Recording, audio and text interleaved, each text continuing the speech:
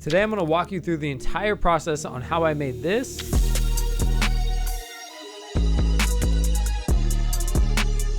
Using Photoshop's Generative Fill AI tool. What is up and welcome to my channel. I am Tyler Casey. Today I'm going to walk you through step by step on how I created that AI clip. Pretty simple. I'm going to walk you through step A to Z from beginning to end. Really simple, and I'm going to give you a lot of tips and tricks along the way to make this work the best. I've done this a few times now. I did a similar one of these on a video wall clip. I thought this one came out pretty good and I got a lot of engagement on it. I did do a quick Instagram reel explaining how I did this, but I wanted to go more in depth because there's a lot that goes into it and it took me a while to figure all this out, so I figured it'd be easier to have a YouTube video. These are a couple tips that I've came up with when shooting for this AI effect. To do the AI scene extension and to do it well, you're gonna want to have a tripod shot. And this is the most important thing. You don't want the camera moving at all. I did do another AI tutorial where I actually had the camera moving and I had all the objects in the room transform. You can check that one out. I'm gonna link that one down below. That's a little bit different of a process. This is a lot easier, I would say, but you have to make sure you have a tripod.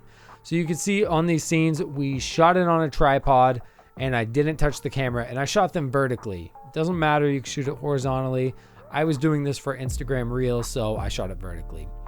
Secondly, you want to be mindful of shadows and anything else moving in your background. So if you have moving cars, if you have people walking by in the part that you're going to mask out, it's not going to work. So I was very mindful of this. I was paying attention to Mac's shadow.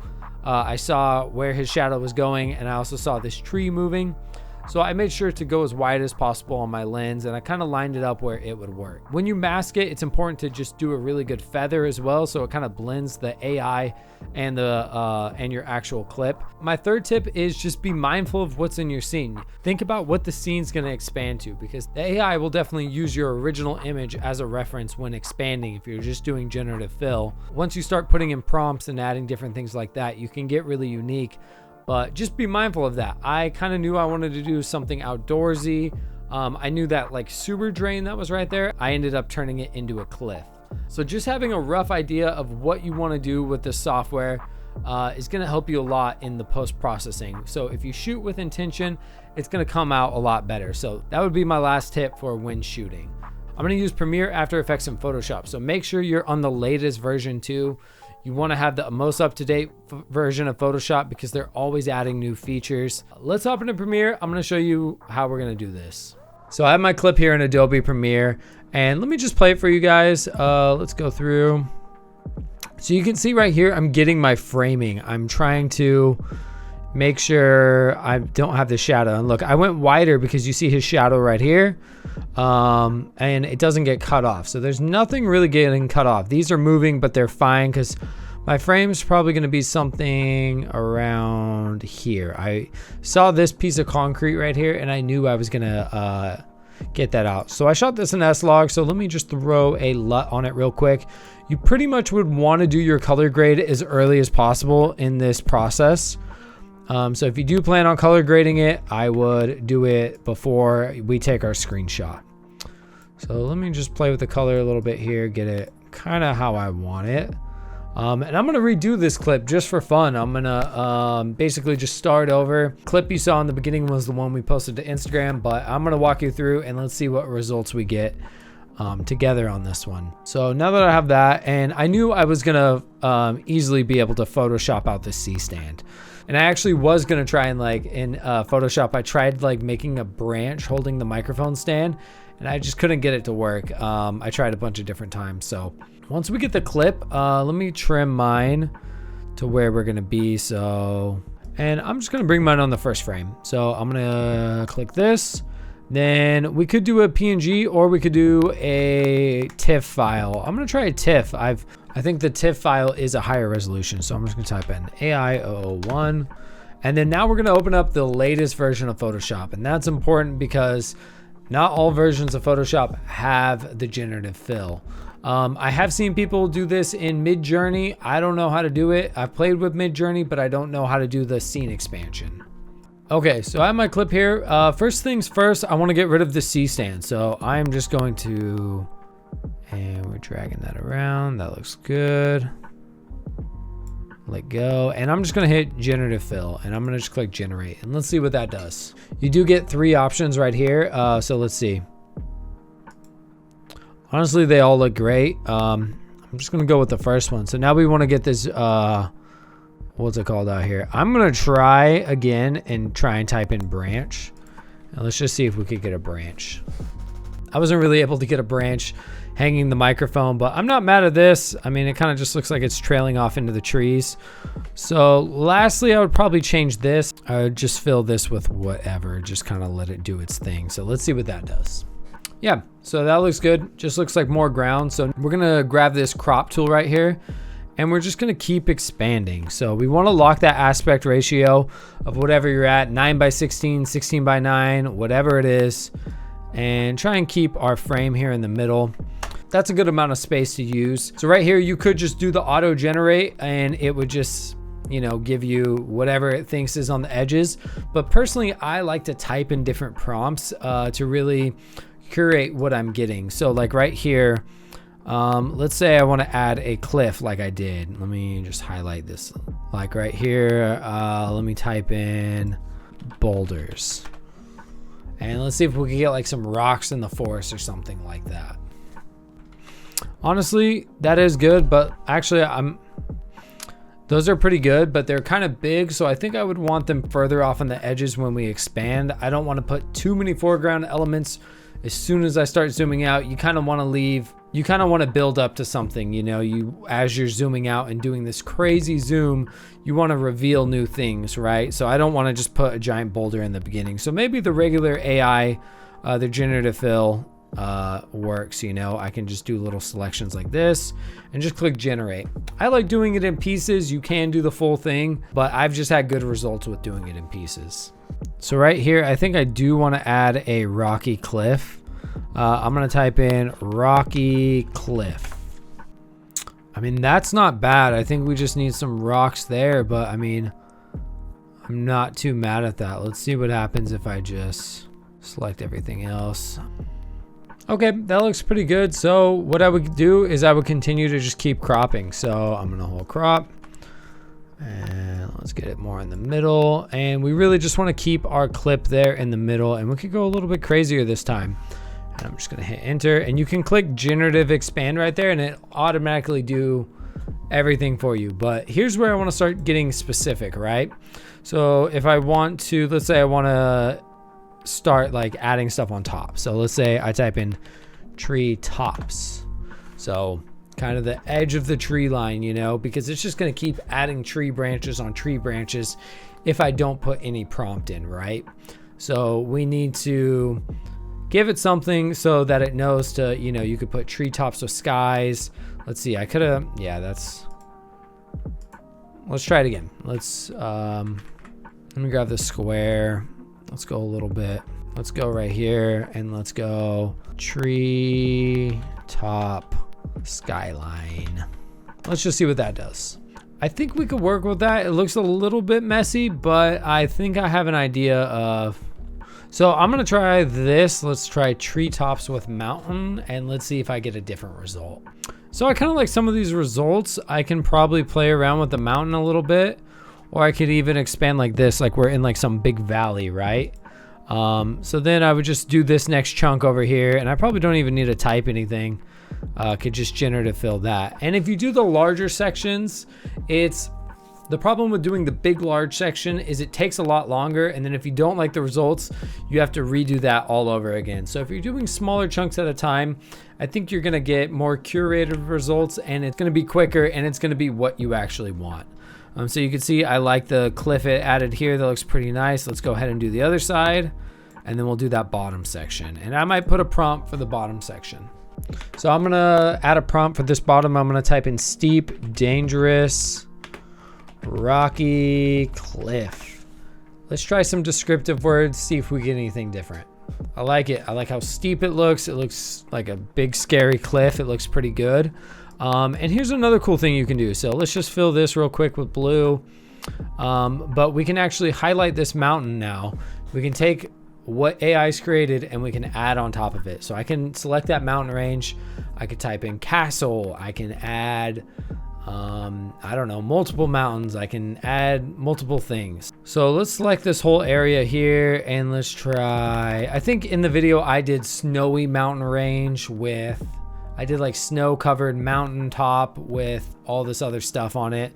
Let's try mountain range with forest. Let's try that. They look kind of blurry, so sometimes you don't get good results. When I did it, I was actually surprised. The mountain I did, like, let's try what I did. Snow covered mountain tops. Yeah, try that. For some reason, the results came back blurry. Sometimes they'll come out really crisp, like it looks like it's like 4K quality, and sometimes it just comes out really blurry. And then that's where some of the After Effects trickery comes in. There's a lot you can add to it to kind of, you know, merge things together. Let's see if we got any good results. That's a little blown out, but I'm not mad at it. I mean, it looks like something that could be real, you know. Wonder if we could add like a castle on this mountaintop. Let's try that. Large castle on mountain. So we didn't get a castle, but actually I like the top of this mountain a little bit more. So you can see how you can kind of just like highlight any part of your frame.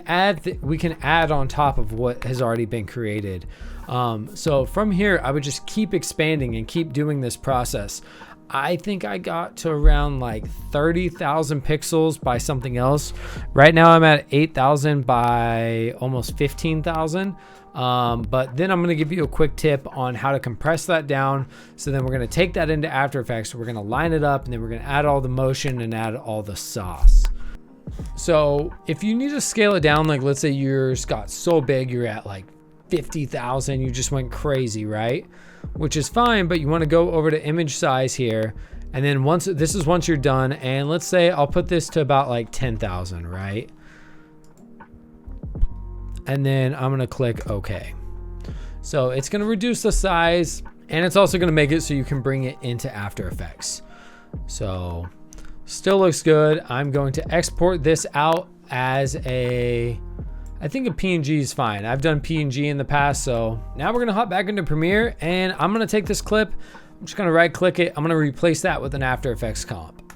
Okay, so now I'm here in After Effects. We have our clip. It plays.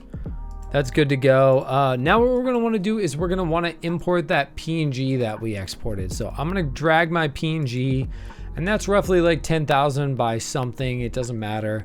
I think After Effects has a cap of like a pixel by 30,000 by 30,000, but it's going to be pretty intense on your computer. So now what we want to do is we want to create a new composition from this. So this is going to create a new comp, and this has nothing in it, right? And then what we're going to want to do is we're actually going to want to come over here.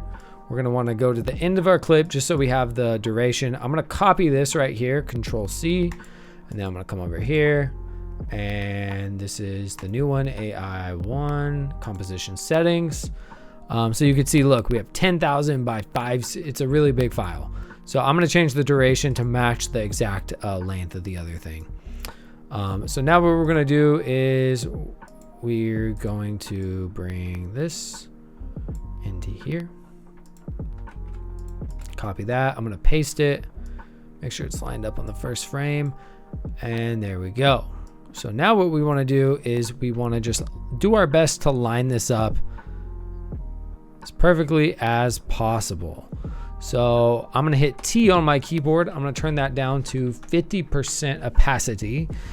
Hit S. I'm going to scale it down. And I'm going to zoom in here. And we're going to do our best to find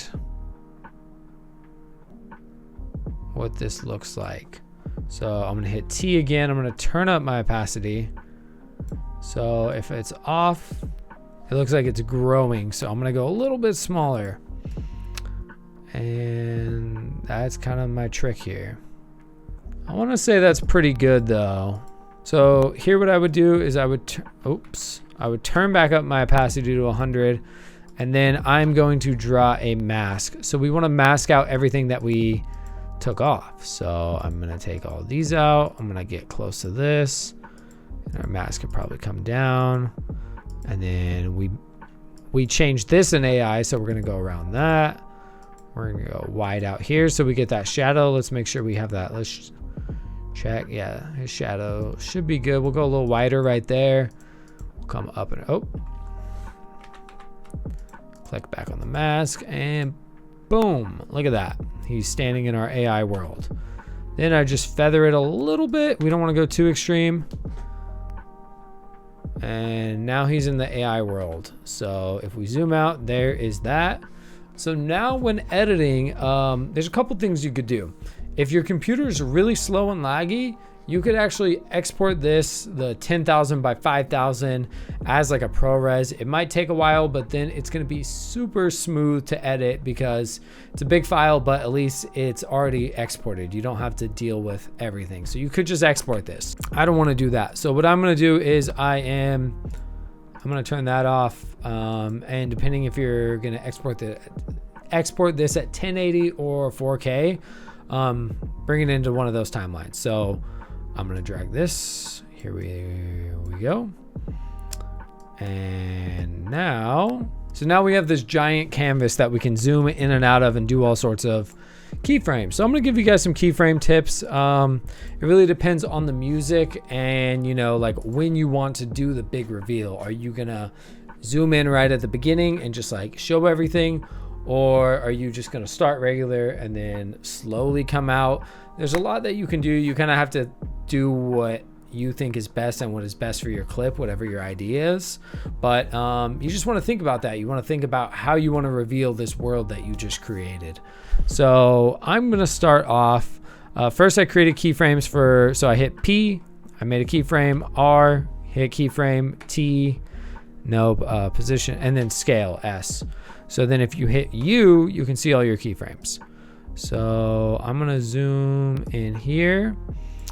And here is a cool tip. Here's how you can give it that handheld floaty feel, because if you're just zooming in and you're doing all these keyframes, it's gonna feel kind of robotic, right? You kind of want that handheld motion. Red Giant has a handheld effect, and I also think Sapphire does too, but one way you could do it for free in After Effects is if you hold Alt or Option on your keyboard and then click the little stopwatch on position.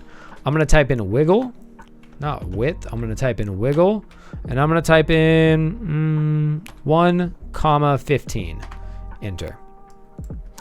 And what that's gonna do is it's gonna add like a little bit of shake on the position, so it feels like a handheld shot. Something similar that you'd see in like The Office, right? And then next we want to turn on motion blur, because that's going to give us that really nice, like when we do those intense bass hits or movements, that's what's really going to sell this effect. So like, let's say I punch in one more time right here. And then also what we're going to want to do is we're going to highlight these and we're going to hit F9. So we get those nice smooth keyframes as well. And we're at full right now. We can pop down to a quarter, doesn't matter. Then let's just say right here, I'm not doing this for real, I'm just showing you guys. Let's just say we want to do like one big zoom out, kind of reveal this cliff, right? Boom.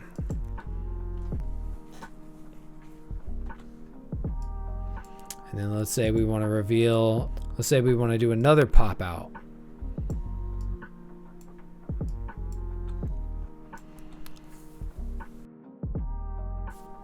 So you can see the wiggle is actually working. You can see it kind of floating a little bit, and it just gives it a little bit more of an organic feel. And then we could even just like do a slow keyframe, and then let's click one for all of them. And then let's say we come back in, let's say he did something on camera. We can do a crazy big zoom. We can even like rotate, and we could just come in here, right?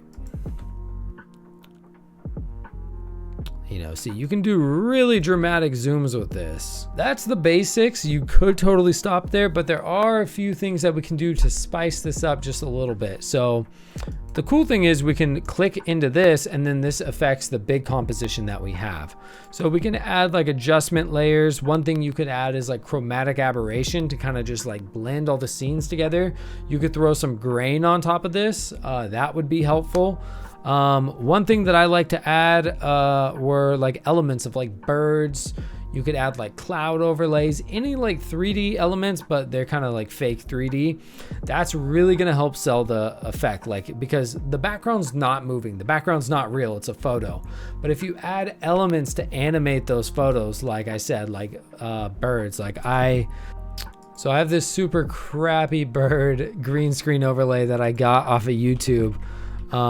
But it works, you know? So I would drag that on. Let me just add a quick key. You could probably get these off of like Footage Crate or somewhere like that, or maybe I just have them go behind the mountain here.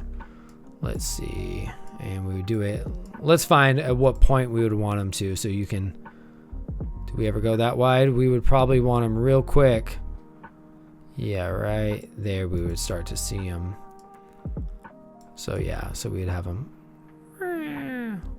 And what I could do is I can just draw a quick mask, and I would just mask a rough mask of that mountain. So like they're behind the mountain, right? Like they're really far away. So let's see them. I got some birds back there. Boom. They kind of don't go behind the mountain, but we're going to let it rock. Let's see.